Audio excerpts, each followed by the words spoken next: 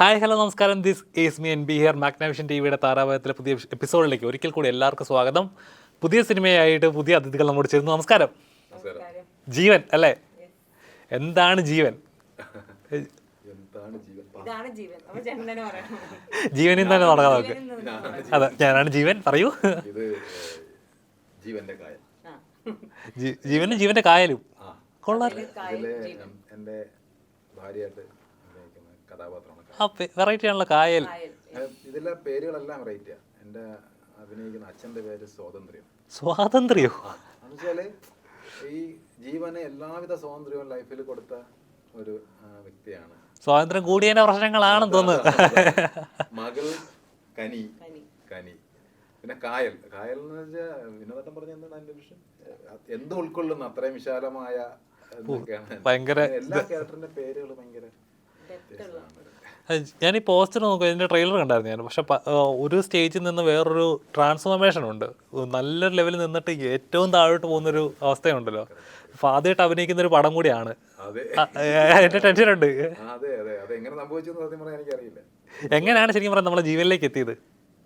ഈ cinema DOP ആയിരുന്നു. ഇതിനകത്ത് പുതുമുഖങ്ങൾ തന്നെ അഭിനയിച്ചാൽ മതി എന്നുള്ളതായിരുന്നു പ്രൊഡ്യൂസേഴ്സിന്റെയും ഡയറക്ടറുടെയും ഒക്കെ തീരുമാനം. കാരണം അതിനകത്ത് ഒരുപാട് ക്യാൻഡിഡ് ഷോട്ട്സ് ഉണ്ട്. ഇപ്പോൾ കൊല്ലം ടൗണിൽ കൂടെയൊക്കെ ഈ ചെരുപ്പില്ലാതെ ഉടുപ്പ് ഇങ്ങനെയൊക്കെ അലക്ഷ്യമായിട്ട് ഓടുന്ന സാധനമൊക്കെ. അപ്പോൾ ഒരു ആർട്ടിസ്റ്റിനെ കൊണ്ട് അങ്ങനെ ഓടാനും പറ്റാത്തതുകൊണ്ടൊക്കെ ആയിരിക്കാം. പിന്നെ കുറേ ഈ ഈ സബ്ജക്റ്റ് കുറേ ആർട്ടിസ്റ്റുകൾ ചെയ്തുകൊണ്ട് വേറെ ആരെയൊക്കെ അപ്രോച്ച് ചെയ്തപ്പോൾ അതിനൊരു പേടിയുണ്ടായിരുന്നു. എനിക്കിങ്ങനെ പേടിക്കേണ്ട കാര്യമില്ല, എനിക്ക് ആർട്ടിസ്റ്റ് അല്ലല്ലോ, നമ്മൾ എന്ത് ചെയ്താലും കുഴപ്പമില്ല എന്നുള്ളത്.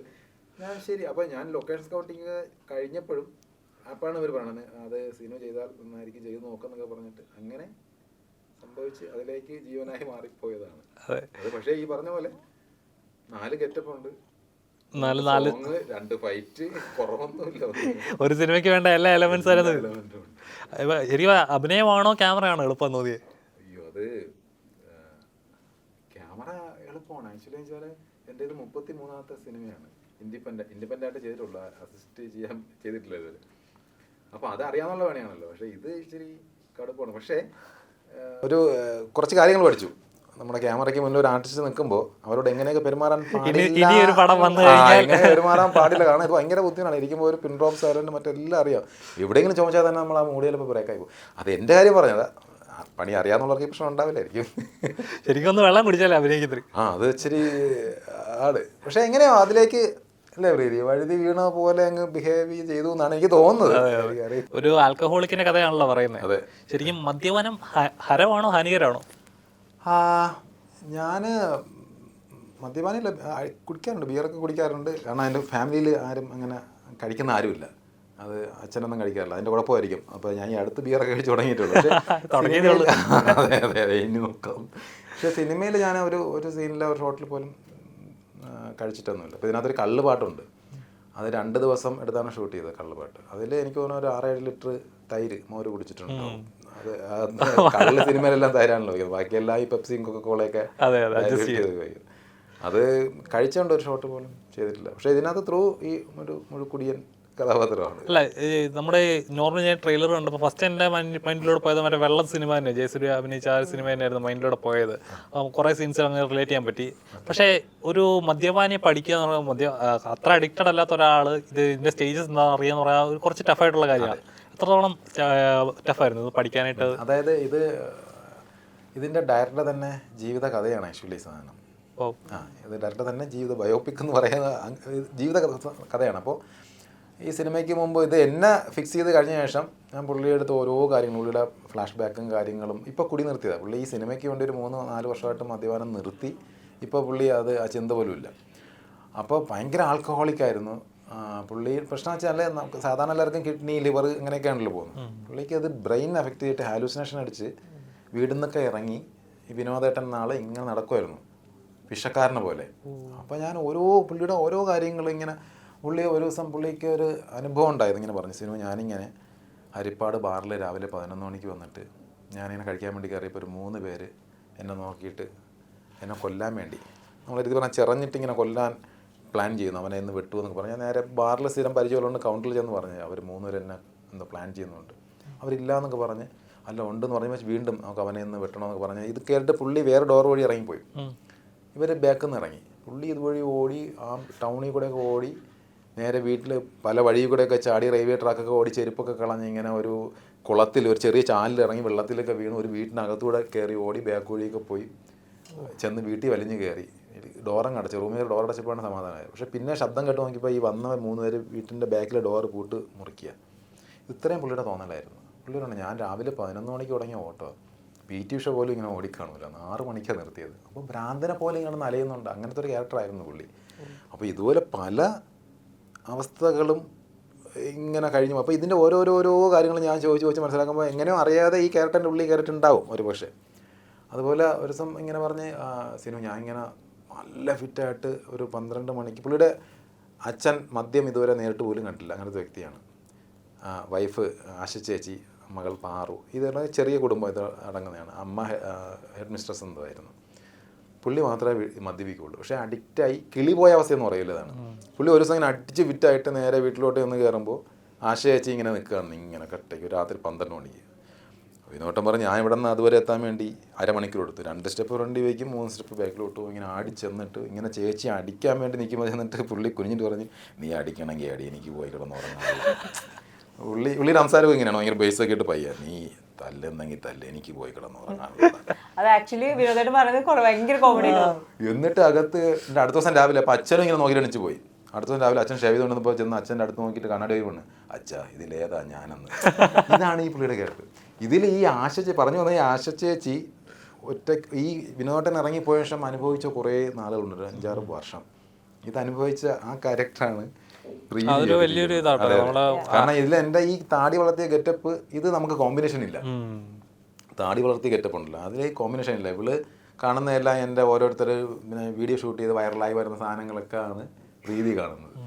ആ ക്യാരക്ടർ ആണ് ഗംഭീരമായിട്ട്. ചെറിയൊരു കാര്യമല്ല അത്, കാരണം ഒരു ആൽക്കഹോളിക്കിനേക്കാളും കൂടുതൽ അനുഭവിക്കുന്ന അവരുടെ ഫാമിലി ആയിരിക്കും.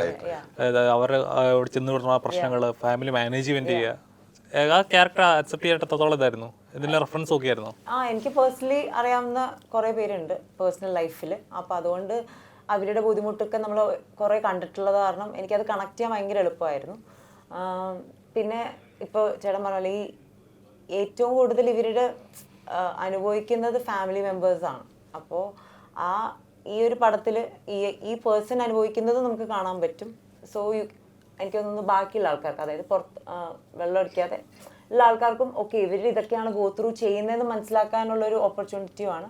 അതേ സമയത്ത് ഇപ്പുറത്തെ സൈഡിലുള്ളത് എന്താണെന്നുള്ളത് ഈ ആൽക്കഹോളിക് ആയിട്ടുള്ള പീപ്പിളിന് കാണുമ്പോൾ മനസ്സിലാക്കാൻ പറ്റുമായിരിക്കും. പക്ഷേ the problem is it's an addiction. So even though they understand, അവർക്കൊന്നും ചെയ്യാൻ പറ്റില്ല. ഈ മദ്യം ഒരു മെഡിസിൻ കൂടെയല്ലേ എന്ന് പറയാൻ അല്ല, സീരിയസ് ഒരു മെഡിസിൻ കൂടെയാണ് ഇപ്പം ആണ്. അതായത് ഇപ്പോൾ ഡോക്ടേഴ്സ് അവരൊക്കെ പറയാറുണ്ട് ഇപ്പോൾ എന്താ ഡെയിലി ഒരു അങ്ങനെ എന്തോ കഴിച്ചാൽ, പക്ഷേ അത് അങ്ങനെ ഒഫീഷ്യൽ ഡിക്ലെയർ ചെയ്ത് കഴിഞ്ഞാൽ അതും പറഞ്ഞ് കഴിക്കുമല്ലോ, അങ്ങനെയും പറയാമല്ലോ. ഡെയിലി 2 പേർക്ക് എന്നുള്ള 2 ബോട്ടിൽ നിൽക്കില്ല. അതുകൊണ്ട് ഒഫീഷ്യൽ ഡിക്ലെയർ ചെയ്യാൻ ആർക്കും പറ്റില്ലല്ലോ. ശരിക്കും പറയാം, ഇതിന് വേണേൽ നെഗറ്റീവായിട്ടും വരാൻ ചാൻസ് ഉണ്ട്. കാരണം മദ്യപാനികളെ ഇങ്ങനെ പറയുന്നു എന്നുള്ളതൊരു, കാരണം എനിക്കൊന്ന് നമ്മുടെ കേരള സംസ്ഥാനം ഏറ്റവും കൂടുതൽ നിൽക്കുന്നതിന് ബിവറേജിന്റെ പുറത്താണ്.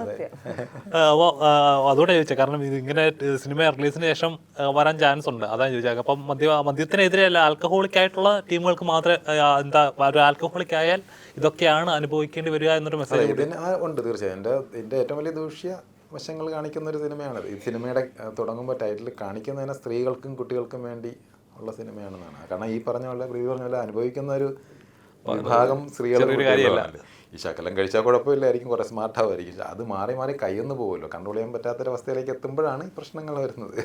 തീർച്ചയായും സിനിമ വലിയൊരു മെസ്സേജായി മാറട്ടെ. ഒരു സിനിമ എന്ന് പറയുമ്പോൾ വെറുതെ ഒരു ഫാന്റസിയിൽ കൊമേഴ്ഷ്യൽ മാത്രമായിരുന്നു, നല്ലൊരു മെസ്സേജ് കൂടെ ആയാലല്ലേ അതിനൊരു മൂല്യമുള്ളൂ. ഒക്കെ കൊമേഴ്ഷ്യൽ മൂവിയാണ്, പക്ഷേ അതിനകത്തൊരു മെസ്സേജ്. അതെ, രണ്ടുപേരും ഇൻഡസ്ട്രിയിലുള്ളവരാണ്. അപ്പം ഒരാൾ ക്യാമറമാനാണ്, ഒരാൾ ആക്ട്രസ് ആയിട്ട് തന്നെ കയറിയ ഒരു മോഡലാണ്.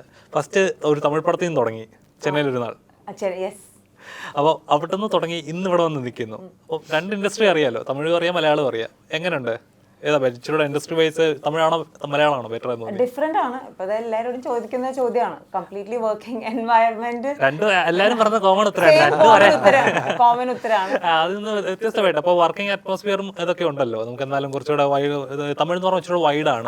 തമിഴ് കുറച്ചുകൂടി ഇപ്പൊ മലയാളത്തിൽ മോസ്റ്റ്ലി ഒരു ഫാമിലി ടൈപ്പ് ആയിരിക്കും ഈവൻ ദോ പ്രൊഡക്ഷൻ ആണെങ്കിൽ എല്ലാവരും കുറേ കൂടി ക്ലോസർ ആണ്, മറ്റേത് കുറച്ചും കൂടി പ്രൊഫഷണൽ ആണ്. അതിൻ്റെ വ്യത്യാസം ഉണ്ട് അത്ര.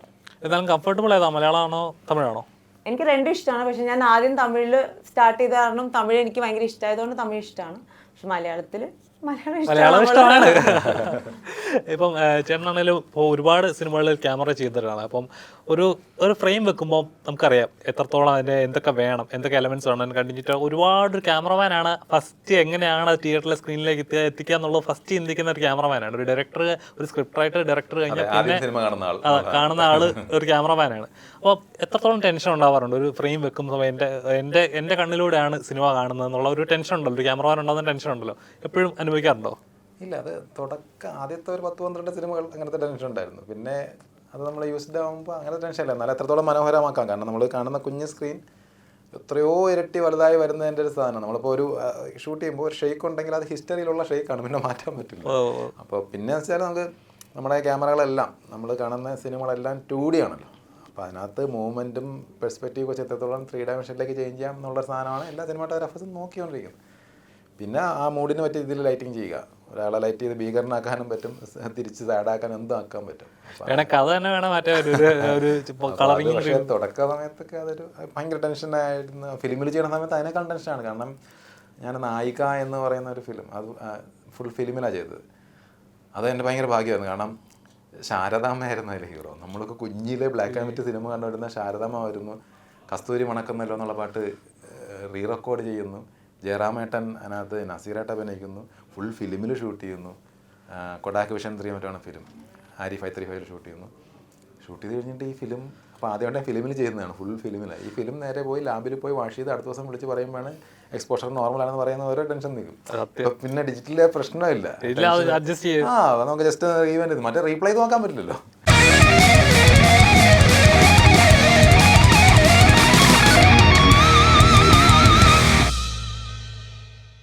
ടെക്നോളജി വളർന്ന് ക്രിയേറ്റിവിറ്റി കുറയുന്നതായിട്ട് തോന്നുന്നുണ്ട്. വെച്ചാൽ ഇപ്പോൾ ഈ ഡിജിറ്റൽ വന്ന സമയത്ത് അതിനകത്ത് ആരും സീരിയസ് ആയിട്ട് അപ്രോച്ച് ചെയ്യാത്തൊരു സംഭവമുണ്ട്. മറ്റേ 2 റിഹേഴ്സൽ കഴിഞ്ഞ് ഇപ്പോൾ ഒരു ഞാനെന്നാ ഫിലിം ചെയ്യുമ്പോൾ 12,800 മറ്റാണ് ഒരു ക്യാൻ ഫിലിം 400 ഫീറ്റ്. അത് 4 മിനിറ്റ് കൊണ്ട് തീരും. ഈ 4 മിനിറ്റിനകത്ത് ഇപ്പോൾ 350 ഫീറ്റ് വന്നു കഴിഞ്ഞാലും അടുത്തത് ഒരു 100 ഫീറ്റ് വേണമെന്നുണ്ടെങ്കിൽ ഈ റീല് പറ്റില്ല, കട്ട് ചെയ്ത് മാറ്റി വയ്ക്കുക. അങ്ങനെ ഫിലിം മാനേജ്മെൻറ്റ് റിഹേഴ്സൽ ഇല്ലാത്ത പ്രശ്നം, റീടേക്ക് ചെറിയ പ്രശ്നമൊക്കെ അത് മതി എന്നൊക്കെ പ്രൊഡ്യൂസർ പറയുന്നത്. പ്രൊഡ്യൂസർ ഫ്രണ്ടിൽ കൂടെ ആയിരിക്കും ഈ ക്യാൻ പോകുന്നത്. അപ്പോൾ പുതിയ ആർട്ടിസ്റ്റിൽ നിന്ന് റീടേക്ക് പോകുമ്പോൾ ആ ആർട്ടിസ്റ്റിന് അവർ പറഞ്ഞ ക്യാൻറാഞ്ചി പക്ഷി എന്നാണ്. കാരണം ഓരോ ക്യാൻ പോകുമ്പോഴേക്കും പ്രൊഡ്യൂസർ നോക്കും, എടുത്തുമ്പോൾ 5 റീടേക്ക് പോയാൽ തീർന്നാണ്. അയ്യോ, എനിക്കെന്നാ അങ്ങനത്തെ ഞാൻ കണ്ട ഏറ്റവും നല്ല സിനിമകൾ 20 ഭയങ്കരമായിട്ട് ഫിലിമിൽ അത് കറക്റ്റ് ആ സമയത്തൊക്കെ ലൈറ്റിങ് പോലും കറക്റ്റ് മീറ്റർ ചെയ്തൊരു സിനിമ. എനിക്ക് എന്നും അമേസിംഗ് ആയിട്ട് തോന്നിയൊരു പടമാണ് അത്. എനിക്കും ഭയങ്കര വല്ലാണ്ട് പിടിച്ചൊരു പടമാണ്. അതിനകത്തൊരു ഡയലോഗ് ഉണ്ട്, നമ്മൾ ഈ സിനിമയിൽ ഉപയോഗിച്ചിട്ടുണ്ട്. അതിനകത്ത് പ്രകാശ് രാജിന് വേണ്ടിയിട്ട് അരവിന്ദ് സ്വാമി ഡബ് ചെയ്ത്, ഉന്നോട് ഞാനിരുന്ന ഒരു മണിത്തുളിയും മരണപ്പെടുക്കയിലും ഞങ്ങൾ തൊട്ടനയിത്ത കാലം താൻ ഇന്നൊരാണ്ടുകളായി തീയത്തിൽ കനക്കരടി, ഇങ്ങനെ പറഞ്ഞൊരു മോഡലേഷൻ ഒരു സാധനമുണ്ട്. അത് അരവിന്ദ് സ്വാമി ഡബ് ചെയ്തിരിക്കുന്നത് ആ പടത്തിൽ. വേണ്ടി അത് മാത്രം അരവിന്ദ് സ്വാമി ഡബ് ചെയ്തു. ചെറിയൊരു മിമിക്രി കലാകാരൻ കൂടി ഒളിച്ചിരിക്കുന്നില്ല. പക്ഷേ ചേട്ടൻ ആ ഡയലോഗ് ഭയങ്കര ഇഷ്ടമാണ്. ഈവൻ പടത്തിന്റെ ഇടയിലും ഇടയ്ക്കിടയ്ക്ക് ഈ ഡയലോഗ് ഇങ്ങനെ പറഞ്ഞു. എനിക്ക് ഒരുപാട് ഇഷ്ടമുള്ള സിനിമകളിലെ കവിത പോലത്തെ ഭയങ്കര രസമാണ്. അപ്പം നമ്മുടെ സിനിമയിലേക്ക് വരാം. ഈ സിനിമ മറ്റു കഥാപാത്രങ്ങൾ ആരൊക്കെയാണ്? നമ്മുടെ ജീവനെ കണ്ടു, കായലിനെ കണ്ടു, ബാക്കി കഥാപാത്രങ്ങൾ ആരൊക്കെയാണ് ഇതിനകത്ത്? എൻ്റെ അച്ഛനായിട്ട് അഭിനയിച്ചിരിക്കുന്നത് റൂബി വിജയൻ. പുള്ളി ഇതിൻ്റെ ഒരു പ്രൊഡ്യൂസറും കൂടിയാണ്. നമ്മുടെ ലോക്പാലിൻ്റെയൊക്കെ പ്രൊഡ്യൂസറാണ്. പുള്ളിയുടെ മകൻ വിഷ്ണു വിജയനാണ് ഇത് പ്രൊഡ്യൂസ് ചെയ്തിരിക്കുന്നത്. വിജയേട്ടൻ എൻ്റെ അച്ഛനായിട്ട് അഭിനയിച്ചിട്ടുണ്ട്. എൻ്റെ അമ്മയായിട്ട് അഭിനയിച്ചിരിക്കുന്ന നവമി എന്ന് പറഞ്ഞൊരു ഡബ്ബിങ് ആർട്ടിസ്റ്റാണ്. കുറേ പുതുമുഖങ്ങളിലൊരു പുതുമുഖങ്ങളാണ്. പിന്നെ കമ്പോസ്റ്റലാന്ന് പറഞ്ഞൊരു ക്യാരക്ടറുണ്ട്, അത് വിവിയ ശാന്ത് എന്ന് പറയുന്ന ഒരു കുട്ടിയാണ്. വിവിയം പ്രീതിയാണ് എൻ്റെ ഫ്രണ്ട്സാണ്. അതുവഴിയാണ്. പക്ഷേ ഇവർ രണ്ടുപേരും കൂടിയാണ് എന്നെ വരുന്നത് അഭിനയിപ്പിക്കാൻ വേണ്ടി. അതായത് ഞാൻ ലൊക്കേഷനെല്ലാം കണ്ടു കഴിഞ്ഞപ്പോൾ ഇങ്ങനെ കഥയൊക്കെ പറഞ്ഞിട്ട് അപ്പോൾ എൻ്റെ അടുത്ത് അഭിനയിക്കുമോ എന്നൊക്കെ ചോദിച്ചിട്ട് ഞാൻ നോക്കാമെന്ന് പറഞ്ഞിട്ട് അടുത്ത ദിവസം വൈകുന്നേരം ഇവരെ കണ്ട് പറഞ്ഞ് വിവിയം പ്രീതിയുള്ള പറഞ്ഞ് ഇങ്ങനൊരു സാധനമുണ്ട്, പക്ഷേ അതിനകത്തൊരു 3 പാട്ട് 2 ഫൈറ്റ് 4 ഗെറ്റപ്പ് ഫുൾ താടിയൊക്കെ വളർത്തി. അപ്പോൾ ഞാൻ പറയാം എന്നെ കൊണ്ട് പറ്റില്ല. അപ്പോൾ രവി എന്നിട്ട് പ്രീതി പറഞ്ഞു ജോട്ടോ ചോയി ഇതിൽ ഭയങ്കര ലക്കല്ലേ, സ്വന്തം പേരിൽ പടം മറ്റേത് മറിച്ചതെന്നൊക്കെ പറഞ്ഞ് അതാണ് പേടി. അങ്ങനെ ഇവർ പറഞ്ഞ് എന്നെ അതിനെ തള്ളിയിട്ടു. അങ്ങനെ വിടണ്ടെന്ന് വെച്ചാൽ ഞാൻ ഇവിടെ എന്തായാലും പെട്ടെന്ന് പോരാ. അല്ല ശരിക്കും എങ്ങനെ ഉണ്ടായിരുന്നു അതിപ്പോൾ അഭിനയിക്കുക? ഇപ്പോൾ ഇതിന്റെ ക്യാമറമാൻ കൂടിയാണല്ലോ. അപ്പോൾ സ്വന്തം അഭിനയം തന്നെ സ്ക്രീനിൽ ക്യാമറ കാണുമ്പോൾ ഉണ്ടാകുന്ന ഇതാണ്. ആക്ച്വലി ഭയങ്കര ടഫായിരുന്നു. കാരണം വെച്ചാൽ ഇതിൻ്റെ ഫോട്ടോഗ്രാഫി ഡയറക്ഷൻ, അപ്പോൾ ആദ്യം ഫോട്ടോഗ്രാഫി DOP ആയിരുന്നല്ലോ, പിന്നെ അത് മാറ്റിയിട്ടില്ല. അത് പ്രൊഡ്യൂസർ എല്ലാം പറഞ്ഞ് DOP സിനിമ തന്നെ മതി എന്നുള്ളത്. അപ്പോൾ 2 ക്യാമറയുടെ എൻ്റെ അസിസ്റ്റൻസാണ് ക്യാമറ ഓപ്പറേറ്റേഴ്സ്. പിന്നെ 5G ട്രാൻസ്മിറ്റർ ഉണ്ട്. അപ്പോൾ മൊബൈലിൽ തന്നെ വ്യൂ ഫിൽറ്റർ കാണാം. പല ഷോട്ടിൽ വന്നിരുന്നിട്ട് നേരെ വെച്ചിട്ട് ലൈറ്റിംഗ് നോക്കി കമ്പോസ് ചെയ്ത്. ഞാൻ മേക്കപ്പ് ഇട്ടുകൊണ്ട് തന്നെ കുറേ സാധനങ്ങൾ ഷൂട്ട് ചെയ്തിട്ടുണ്ട്. അതിനകത്ത് ഞാനില്ലാത്ത സാധനങ്ങൾ കുറേ ഷൂട്ട് ചെയ്തിട്ടുണ്ട്. ശരിക്കും ടഫല്ലേ ഈ കുറേ സമയം തന്നെ അഭിനയം നോക്കുക? ഭയങ്കര ടഫാണ് ഇങ്ങനെ ഇരുന്നിട്ട്. കാരണം നമ്മൾ ബേസിക് ജോലി ആയതുകൊണ്ട് ഇപ്പം ഇങ്ങനെ വന്നിരുന്നാൽ അറിയാതെ ഇങ്ങനെ ഓടും. എന്തെങ്കിലും ലൈറ്റ് സെൻറ്റർ അല്ലെങ്കിൽ പിന്നെ ഒരു ഗുണമുള്ളതെന്ന് വെച്ചാൽ ക്യാമറ അഭിനയിക്കുമ്പോൾ കറക്റ്റ് മാർക്കിൽ വന്നൊക്കെ നിൽക്കും. ലൈറ്റൊക്കെ വെച്ച് ഒരു ഷാഡോ വന്ന് അഡ്ജസ്റ്റ് ആവും, അറിയാതെ അഡ്ജസ്റ്റ് ആവും. അങ്ങനെ ഗുണങ്ങളും ഉണ്ട്. അതുകൊണ്ട് ഗുണമുണ്ട് ദോഷമുണ്ട്. പക്ഷെ വലിയൊരു ലെസൺ കൂടിയാണല്ലോ. അപ്പോൾ അടുത്ത തവണ ഒന്ന് വന്നു കഴിഞ്ഞാൽ എന്തൊക്കെയാണെന്നുള്ളത് പഠിച്ചു വെച്ചിട്ടുണ്ട് ഇപ്പോൾ. പ്രീതി, ഇപ്പം നമ്മളിപ്പോൾ ചെയ്യുന്ന കഥാപാത്രങ്ങൾ നോക്കുവാണെങ്കിൽ ഇപ്പോൾ എപ്പോഴും ഉണ്ടാവില്ല, ഒരു ആക്ടറിനെ സംബന്ധിച്ച് എപ്പോഴും ഉണ്ടാവും ഒരു ക്യാരക്ടർ കരിയോഗ്രാഫർ നോക്കുമ്പോൾ ഇത്ര കഥാപാത്രങ്ങൾ ഉണ്ടാവും, അല്ലെങ്കിൽ ഇന്ന കഥാപാത്രമായിട്ട് ഓർത്തിരിക്കുക എന്ന് പറയുന്നത് ഒരു ആക്ട്രസിനെ സംബന്ധിച്ചാലും വലിയൊരു അനുഗ്രഹമാണ്. ഏതെങ്കിലും സിനിമ കണ്ടിട്ട് എനിക്ക് ഇതേപോലത്തെ കഥാപാത്രം കിട്ടിയിരുന്ന് കൊതിച്ചിട്ടുണ്ടോ? ഒരുപാട് സിനിമകൾ. ഞാൻ ഭയങ്കര സിനിമ ലവറാണ്. അപ്പോൾ ഒരുപാട് സിനിമാസ് കാണുമ്പോൾ ലേറ്റസ്റ്റ് ആയിട്ട് ഗ്രേറ്റ് ഇന്ത്യൻ കിച്ചൺ കണ്ടപ്പോൾ അതിലെ കഥാപാത്രം, അങ്ങനെ പല മൂവീസ് കാണുമ്പോൾ എനിക്ക് തോന്നാറുണ്ട് ഇത് കഥാപാത്രം ചെയ്താൽ കൊള്ളാം എന്നുള്ളത്. അങ്ങനെ പല മൂവീസ് ഇടയ്ക്കിടയ്ക്ക് തോന്നാറുള്ളത്. അങ്ങനെ ഇപ്പം ഒരു കഥ ഇങ്ങനൊരു കഥ കിട്ടിയിരുന്നെങ്കിൽ ഞാൻ ചെയ്താൽ നമുക്ക് എല്ലാവർക്കും ഉണ്ടാവുമല്ലോ. ഇപ്പം ഒരു സ്ഥിരം റോളുകൾ ഉണ്ടാവും, അല്ലെങ്കിൽ ബോൾഡ് കഥാപാത്രങ്ങൾ ഉണ്ടാവും, അല്ലെങ്കിൽ ഇപ്പം സെന്റിറ്റ് അങ്ങനത്തെ കഥാപാത്രം ഉണ്ടാവും. എനിക്കൊരു കഥാപാത്രം ഇങ്ങനെ കിട്ടിയിരുന്നെങ്കിൽ കൊതിക്കുന്ന ഒരു കഥാപാത്രം എന്തായിരിക്കും? അങ്ങനെ ഇന്നെന്നുള്ള ക്യാരക്ടറല്ല, എനി റോൾ വി ഗെറ്റ് അത് നന്നായിട്ട് ചെയ്യാൻ പറ്റാന്നുള്ളതാണ്. സോ ഒരു പെർട്ടിക്കുലർ റോൾ മാത്രം ചെയ്യാൻ പറ്റുക എന്ന് അറിയപ്പെടുന്നതിനെക്കാട്ടിലും ആ റേഞ്ച് ഓഫ് ക്യാരക്ടേഴ്സ് ചെയ്യാൻ പറ്റുക. ഈവൻ മോഡേൺ അല്ലെങ്കിൽ വില്ലേജ് ക്യാരക്ടേഴ്സ് ആണെങ്കിലും ശരി, അല്ലെങ്കിൽ എനി ടൈപ്പ് ഓഫ് ക്യാരക്ടേഴ്സ് ചെയ്യാൻ പറ്റണം എന്നുള്ളതാണ് ആഗ്രഹം. എന്നാലും ഒരു ശകലം പൊടിക്കെങ്കിലും കാണത്തില്ലേ എനിക്ക് ഇതേപോലത്തെ ഒരു കഥാപാത്രം കിട്ടിയിരുന്നെങ്കിൽ കൊതിക്കുന്ന ഒരു ടൈപ്പ് ഓഫ് കഥാപാത്രം? അങ്ങനെ ഇന്ന ക്യാരക്ടർ എന്നുള്ളത് ഇല്ല, ഒന്നുമില്ല, അങ്ങനെയില്ല. ഒരു വിധത്തിലും വിടുതരാതെ I love acting, so any kind of character which has performance and script based സാധനങ്ങൾ ചെയ്യാൻ എനിക്ക് ഭയങ്കര ഇഷ്ടമാണ്. അപ്പോൾ ഇന്ന ക്യാരക്ടർ എന്നൊന്നും ഇല്ല. എങ്ങനെയാണ് സിനിമ എന്ന മോഹം ഉള്ളി വന്നത് ആദ്യമേ? സോറി, എൻ്റെ ഫാദർ ഒരു ഫിലിം ഡയറക്ടറാണ്. അപ്പോൾ ജനിച്ചപ്പോൾ തൊട്ട് ഡാഡി ഇപ്പോൾ മൂവി കാണുമ്പോഴാണെങ്കിലും ഷോർട്ട് ബൈ ആയിട്ടായിരിക്കും അതിനെ എക്സ്പ്ലെയിൻ ചെയ്യുന്നത്. അപ്പോൾ അങ്ങനെ എനിക്ക് തോന്നുന്നത് എൻ്റെ ബ്ലഡിലുണ്ട്. അപ്പോൾ always I wanted to be an actor, then eventually got into it. അപ്പം ഒരു സിനിമ ആരും പറഞ്ഞില്ല, ചെറുപ്പം തൊട്ടേ സിനിമയിലൊക്കെ കാണുന്നു, കഥകൾ കേൾക്കുന്നു, ടെക്നിക്കൽ ലൊക്കേഷനൊക്കെ പോകുമായിരിക്കും. അപ്പം ടെക്നിക്കലി എപ്പോഴെങ്കിലും നോക്കിയിട്ടുണ്ടോ? ആക്ടിങ് അല്ലാതെ ടെക്നിക്കലിലോട്ടും? ടെക്നിക്കൽ അല്ല, പ്രൊഡക്ഷനിൽ ഇൻട്രസ്റ്റ് ഉണ്ട്. ഇപ്പം ഞാനൊരു ചെറിയൊരു ഷോർട്ട് ഫിലിം പ്രൊഡ്യൂസ് ചെയ്തായിരുന്നു, വരുത്തുപോക്ക് എന്ന് പറഞ്ഞിട്ട്. അപ്പോൾ OTT പ്ലാറ്റ്ഫോമിന് വേണ്ടി ട്രൈ ചെയ്തുകൊണ്ടിരിക്കുകയാണ്. ബട്ട് ടെക്നിക്കലി ഡയറക്ഷൻ സ്ക്രിപ്റ്റ് റൈറ്റിങ്ങിലൊന്നും ഞാൻ അങ്ങനെ ഇൻട്രസ്റ്റ് കാണിച്ചിട്ടില്ല. But I think I have A very good sense of understanding script എന്ന് എനിക്ക് ഫീൽ ചെയ്തിട്ടുണ്ട്. ബട്ട് അതിലേക്ക് ചെയ്യാനൊന്നും തോന്നിയിട്ടില്ല. സാധ്യതയുണ്ടോ ഇനി? ഒരിക്കലും ഇല്ല, അബദ്ധത്തിൽ പോലും വരുത്തില്ല. പ്രൊഡ്യൂസർ ചെയ്യാൻ താല്പര്യമുണ്ടോ? നല്ല നല്ല സിനിമകൾ വരട്ടെ അല്ലേ? അതെ അതെ. അല്ല, ഇടയ്ക്കൊന്ന് ഓർക്കാം, ഇപ്പോഴേ ബുക്ക് ചെയ്ത് വെക്കാം. അപ്പം ചേട്ടനായാലും ഇപ്പോൾ ഫസ്റ്റ് സിനിമ എന്ന് പറയുന്നത് നമുക്ക് എപ്പോഴും ഒരു ഡ്രീമാണ്. നമ്മൾ ഫസ്റ്റ് സിനിമ കയറി നമ്മുടെ പേര് സ്ക്രീനിൽ കാണുക എന്ന് പറയുന്ന ഒരു വലിയൊരു മൊമെന്റ് ഉണ്ടല്ലോ. ആ ലൈഫ് എപ്പോഴും നമ്മുടെ ഒരിക്കലും അത് ഉണ്ടാവത്തുള്ളൂ. ആ ഒരു മൊമെന്റ് ഉണ്ടല്ലോ, ഇപ്പോഴത് ഓർക്കുമ്പോൾ എങ്ങനെയാണ് ഫീൽ ചെയ്യുന്നത്? ആദ്യ സിനിമ അഭിനയിച്ചതാണോ? അല്ലല്ല, ക്യാമറ ചെയ്തത്. അത് സിനിമയിലേക്ക് വന്നത് അത് 5-6 എപ്പിസോഡിലും തീരുള്ളൂ, വലിയ കഥയാണ്. അപ്പോൾ നഗരം എന്നുള്ളൊരു മൂവിയായിരുന്നു, ഫുള്ള് കണ്ണൂരായിരുന്നു ഷൂട്ട്. അപ്പോൾ അത് DSLR ചെയ്ത ആദ്യത്തെ മൂവി എന്ന് വേണമെങ്കിൽ പറയാം.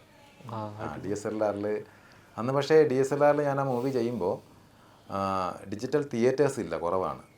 ഒരു തിയേറ്റർ മറ്റേ കേരളത്തിലുള്ളൂ, ആദ്യത്തെ തിയേറ്റർ.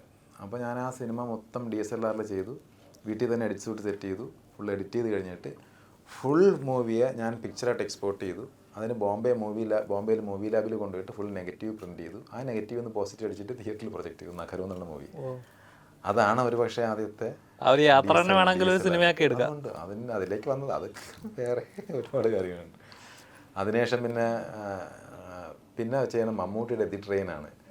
മമ്മൂട്ടി എനിക്കൊന്ന് ആദ്യമായിട്ട് അവസാനമായിട്ട് DSLR അഭിനയിച്ച മൂവി ഞാൻ തന്നെ ആയിരിക്കും സിനിമയുടെ ചെയ്തത്. അതാ ഞാൻ ഇപ്പം നമ്മുടെ സൂര്യ മൂവീസിലൊക്കെ കാണാറുണ്ട്. അത് ഫുള്ള് ഒരു 5D Mark II പണ്ട്, അത് 24 frames പോലും ഇല്ല, ഭയങ്കര അതിൽ ചെയ്ത്. അപ്പോൾ മമ്മൂക്കയ്ക്ക് ഇത് എന്നെക്കാളും വലിയ DOP ആണ് പുള്ളി. പുള്ളി ഭയങ്കര ടെക്നീഷ്യൻ ആണല്ലോ. ഒരു സാധനം പെർഫെക്ഷൻ എന്ന് പറഞ്ഞാൽ നമുക്ക് രക്ഷയില്ല. പുള്ളി ഭയങ്കരമായിട്ട് കോപ്പറേറ്റ് ചെയ്ത് പുള്ളി ആദ്യമായിട്ട് അവസാനമായിട്ട് DSLR അഭിനയിച്ച് അതായിരിക്കും എന്നാണ് എനിക്ക് തോന്നുന്നത്. നേഷൻ ചെയ്താണ്. അപ്പോൾ പുള്ളി അതിൽ ചെയ്തത്. പിന്നെ ജയറാമേട്ടൻ്റെ പകർനാട്ടം, ജയരാജ് സാറിൻ്റെ ഒരു 3 മൂവി കണ്ടിന്യൂസ് ആയിട്ട് ചെയ്തു. അങ്ങനെ ഒരുപാട് വലിയ വലിയ ആക്ടേഴ്സിന് കൂടെ ഒരു ലെജൻസിന് കൂടെ വർക്ക് ചെയ്യാനായിട്ട് പിന്നെ ഉറപ്പായിട്ട് ഒരു ലെസൺ പറയുവാണെങ്കിൽ ഇവർ നിന്ന് പഠിച്ചാൽ മമ്മൂക്ക തന്നെ എടുക്കാം. മമ്മൂക്ക എന്നൊരു ആക്ടറിലൂടെ കാണുന്ന ഒരു ലെസൺ എന്തായിരിക്കും? പഠിച്ചൊരു ലെസൺ എന്തായിരിക്കും? അല്ല ലെസൺ പുള്ളി ഞാൻ ഈ പറഞ്ഞ ഒറ്റ സാധനത്തുള്ളത്, പുള്ളി എന്നെക്കാളും വലിയ DOP ആണ്. ഞാനൊരു DOP ആണെങ്കിലും പുള്ളി ആക്ച്വലി ഹീറോ ആർട്ടിസ്റ്റ് ആണല്ലോ. പുള്ളി പ്രൊട്ടഗണിസ്റ്റ് ആണെങ്കിലും പുള്ളി എന്നെക്കാളും വലിയ DOP ആണ്. ഡെഡിക്കേഷൻ അപ്ഡേറ്റ് ചെയ്ത് പോകുന്ന സാധനങ്ങൾ അത് നമുക്കൊണ്ട് പറ്റത്തില്ല. അത് പഠിച്ചേ പറ്റൂ. മമ്മൂക്കൊന്ന് ഫ്രെയിം പറഞ്ഞു തരും, ഇങ്ങനെ ഇങ്ങനെ വെച്ചാൽ അങ്ങനെ ഫ്രെയിം പറഞ്ഞു തരത്തില്ല, ഫ്രെയിം ഒന്നും പറയത്തില്ല. പക്ഷെ ലൈറ്റിംഗ് മാറിയ പുള്ളി പറയും, ആ ലൈറ്റ് സെൻറ്റർ അല്ലല്ലോ, കീ മാറിയിരിക്കുകയല്ലേ എന്ന് നോക്കും, അത് പറയും. അതാണ് പറഞ്ഞത്, എന്നെക്കാളും വലിയ ഞാൻ വലിയ DOP ആണെങ്കിലും അതിൽ എന്നെക്കാളും വലിയ DOP ആണ്. അത്ര അപ്ഡേറ്റഡാണ്. ഈ പറഞ്ഞ പോലെ ലെസൺ എന്ന് പറഞ്ഞു കഴിഞ്ഞാൽ നമ്മൾ അപ്ഡേറ്റ് ആയിരിക്കണം. ഈ കാലഘട്ടത്തിൽ അപ്ഡേറ്റ് ആയിക്കൊണ്ടിരിക്കണം. നമുക്കതിന് സമയമില്ല. പക്ഷെ നമുക്ക് എങ്ങനെ സമയം കണ്ടെത്തി അപ്ഡേറ്റ് ആണെന്നുള്ളത്. ഞാൻ അതിനകത്ത് ഒരു സ്ലോ മോഷൻ ഷോട്ടിന് മാത്രം HS1 പിന്നെ ബേസ് ക്യാം ഹയർ ചെയ്തു ബോംബെയിൽ. HS1 എനിക്കതിനുള്ള ഓർമ്മയാണ്, 636 ഫ്രെയിം പെർ സെക്കൻഡ് മറ്റാണ്. അപ്പോൾ അതിൽ ട്രെയിനിൽ നമുക്ക് ആദ്യം ഓടി വരുന്ന ഷോട്ട് സ്ലോ മോഷൻ വേണം. അപ്പോൾ HS1 കൊണ്ടുവച്ചിട്ടുണ്ട്, ഷൂട്ട് ചെയ്യാൻ കൊണ്ട് വെച്ചിട്ട്. അപ്പോൾ ഞാൻ ആദ്യമായിട്ട് കാണാണ് HS1 ക്യാമറയൊക്കെ. ബേസ് ക്യാം, അതിനകത്ത് നിന്ന് ഒരു ക്യാമറ വെച്ചിട്ട് ഓപ്റ്റിക്കൽ ഫൈബർ കേബിൾ വന്നിട്ട് റോൾ ചെയ്യാൻ വേണ്ടി വേറെ യൂണിറ്റ്. അവിടെ നിന്ന് പിന്നെ നമ്മളെല്ലാം റോൾ ചെയ്ത് കഴിഞ്ഞാൽ ആക്ഷൻ പറയുന്ന ക്യാമറ അസിസ്റ്റൻ്റാണ്. കാരണം ആക്ഷൻ പറഞ്ഞാൽ 6 സെക്കൻഡ് കഴിയുമ്പോൾ കട്ടായി പോകും. അപ്പോൾ ജയരാജ് സാർ പോലുമല്ലോ പറയുന്നത്. അപ്പോൾ ബഫറിങ് ഉണ്ട്. ഈ ആക്ഷൻ പറഞ്ഞാൽ 6 സെക്കൻഡ് കട്ടായി കഴിഞ്ഞാൽ പിന്നെ ബഫറിങ് ഒരു 5 മിനിറ്റ് കഴിഞ്ഞ് സെലക്ട് ചെയ്യുന്ന സാധനം കാർഡിലേക്ക് പോകും. അന്നത്തെ HS1 ബേസ് ക്യാം നമുക്കൊന്ന് മൊത്തം നോക്കി എന്നിട്ട് ഞാനും നമുക്ക് ആ ഷോട്ടാണ് ആദ്യമായിട്ട് ചെയ്യുന്നത്. ആദ്യമായിട്ട് കാണും. ഞാൻ ഇങ്ങനെ ടെൻഷൻ അടിക്കാൻ പുള്ളി വന്നിട്ട് ഇതേതാടോ ക്യാമറ ഞാൻ പറഞ്ഞ് HS1 ബേസ് ക്യാം. HS2 കിട്ടുമല്ലോ. HS2 അപ്പോൾ ഞാൻ പറഞ്ഞു സാർ HS2 കിട്ടും, നമ്മുടെ HS2 ഉണ്ടെന്ന് മുംബൈയിൽ. അപ്പോൾ ഞാൻ അതിൽ 1000 ഫ്രെയിംസ് കിട്ടും. ഞാൻ പറഞ്ഞ സാർ അല്ല, 400 ഫ്രെയിംസിൻ്റെ ആവശ്യമുള്ളൂ. അപ്പോൾ എനിക്ക് അറിയണമെന്ന് പറഞ്ഞാൽ ഇപ്പോൾ ഇടി കിട്ടുമോ എന്നുള്ള അവസ്ഥ. ഞാൻ മാറി ചെക്ക് ചെയ്യുമ്പോൾ HS2 ഉണ്ട് മുംബൈയിൽ. HS2 ഉണ്ട്, 1000 ഫ്രെയിംസ് ഉണ്ട്. അത്ര അപ്ഡേറ്റഡ് പുള്ളി. ആലോചിച്ച് നോക്കി. അപ്പോൾ പറഞ്ഞാൽ ഇത് പുള്ളിയുടെ ഒന്ന് പഠിക്കാനുള്ളതാണ്. എങ്ങനെ ഗ്യാപ്പ് കിട്ടിയാൽ നമ്മൾ മൊബൈൽ എടുത്ത് വാട്സപ്പ് നോക്കുമെങ്കിൽ പുള്ളി എടുത്തിട്ട് ഗൂഗിൾ അപ്ഡേറ്റ് ചെയ്തുകൊണ്ടിരിക്കും. അത് പഠിക്കണം. അപ്പം എന്തായാലും പടം ഇത് റിലീസാകാൻ പോവാണ്. ഒരുപാട് പ്രതീക്ഷകളുണ്ടാവും നിങ്ങൾക്ക്. നിങ്ങളെ ചേട്ടൻ എന്തായാലും ഇനി മലയാള സിനിമയ്ക്ക് ഒരു പുതിയ നായകൻ കൂടി. ഇതിനകത്ത് പല സീനുകളും ഇപ്പം നമുക്ക് റിയൽ പട്ടി നക്കുന്ന സാധനം, ഓടെ വീഴുന്ന സാധനം, ഇങ്ങനെ പറഞ്ഞ് കുറേ സാധനം റിയലാണ്. ആനിമേഷൻ എന്ന് ഗ്രാഫിക്സ് എന്ന് തോന്നുമെങ്കിലും പട്ടിയെ കൊണ്ട് വരെ നക്കിച്ചു. അപ്പോൾ പല സാധനങ്ങളും ലൈവായിട്ട് ചെയ്യേണ്ടി വന്ന സാധനമാണ്. എപ്പോഴേലും തോന്നിയിട്ട് എന്തിനാണ് അഭിനയിച്ചു പോയത്. പക്ഷേ ഞാനിപ്പോൾ ഇതിനകത്ത് പട്ടിയെ കൊണ്ട് നക്കിച്ചൊരു സീൻ, എന്നെക്കാളും വലിയൊരു പട്ടിയെ കൊണ്ടുവന്ന് അത് പട്ടി ഒരു നക്കില്ല. അത് മൂത്രം ഒഴിക്കണമെന്ന് പറഞ്ഞാൽ പട്ടിയുടെ മൂത്രം അവർ കുപ്പിക്കൊണ്ടുവരും. അത് കാലിലൊഴിച്ച് പട്ടി വന്ന് കാര്യം മൂത്രം ഒഴിച്ച് തിരിച്ച് വന്നിട്ട് ഞാൻ വൊമിറ്റ് ചെയ്യാൻ വേണ്ടി മറ്റേ ദോശയും ചട്നിയും വൊമിറ്റ് ചെയ്ത് കിടക്കുന്നത്. പട്ടി വന്നിട്ട് നക്കണില്ല. അപ്പോൾ ഞാൻ അയാളടുത്ത് പറഞ്ഞു, അണ്ണാ അത് കുറച്ച് ബീഫ് കറി എന്തെങ്കിലും ബീഫ്. അത് ബീഫ് തന്നെ നോൺ വെജ് തന്നെ പട്ടി കടിക്കും എന്ന് പറഞ്ഞു. ആക്ച്വലി പട്ടി എങ്ങനെയാണ് നമ്മൾ ഇൻസ്റ്റാഗ്രാമിൽ കാണാറില്ല, വീട്ടിലുള്ള പട്ടിയായാലും മൂക്കെടുത്ത് നമ്മൾ പേടിച്ചാൽ അതൊന്ന് കടിക്കും, അപ്പം തന്നെ കടിക്കും. അത് കടിക്കും. പുള്ളി എന്നിട്ട് പറഞ്ഞാൽ അത് ഒരു നക്കണില്ല. പിന്നെ പുള്ളി പെഡിഗ്രി കുഴച്ച് കൊണ്ടുവന്ന് എൻ്റെ വായിക്കാത്ത പട്ടിയുടെ ഫുഡുണ്ടല്ലോ, കോഴി വേസ്റ്റ് ഉണ്ടാക്കുന്നത്, അതൊക്കെ കൊണ്ടുവന്ന് വായിക്കാത്ത വെച്ചിട്ട് അത് വൊമിറ്റ് ചെയ്തിട്ട് അത് വന്ന് പട്ടി മൊത്തം നക്കിയെടുത്ത്. അപ്പം ഞാൻ ആദ്യം ആനിമേഷന് ഗ്രാഫിക്സ് ആയിരിക്കും എന്ന് പറഞ്ഞാൽ ഓക്കെ ചെയ്യാമെന്ന് പറഞ്ഞു. പക്ഷേ ഇങ്ങനെ ലൈവായിട്ട് പട്ടിയെ കൊണ്ട് നക്കിച്ചു. ഇങ്ങനെയുള്ള ഒരു അനുഭവങ്ങളുടെ പരമ്പര മൊത്തം സിനിമയ്ക്ക് അതുകൊണ്ട് ലൈവ് ചെയ്ത സാധനങ്ങൾ. ശരിക്കും അതൊരു വലിയ ഒരു ആക്ടർ അങ്ങനെ ചെയ്യാന്ന് പറയുന്നത് ചെറിയ. ഇന്നത്തെ പല ആക്ടേഴ്സിനോട് ഇങ്ങനെയൊക്കെ ചെയ്യാൻ പറഞ്ഞു കഴിഞ്ഞാൽ ചെയ്യത്തില്ല. കാരണം ലൈവ് ഫീൽ കിട്ടാൻ വേണ്ടി. എന്നിട്ട് പുള്ളി തന്നെ പറയാണ്, സാർ ഭയങ്കര പേടിക്കരുതെന്ന്. പട്ടി ഇങ്ങനെ നമ്മൾ കണ്ണടച്ച് കിടക്കുമ്പോൾ പട്ടി അടുത്ത് വരുന്നുണ്ട്. അപ്പോൾ പട്ടിയുടെ ഈ ചൂട് ശ്വസിക്കുന്ന സൗണ്ടും ചൂടും ഒക്കെ ഈ DTS അറ്റ്മോസ്ഫിയർ കേൾക്കുമ്പോൾ എനിക്ക് കേൾക്കാം ആ സൗണ്ടൊക്കെ.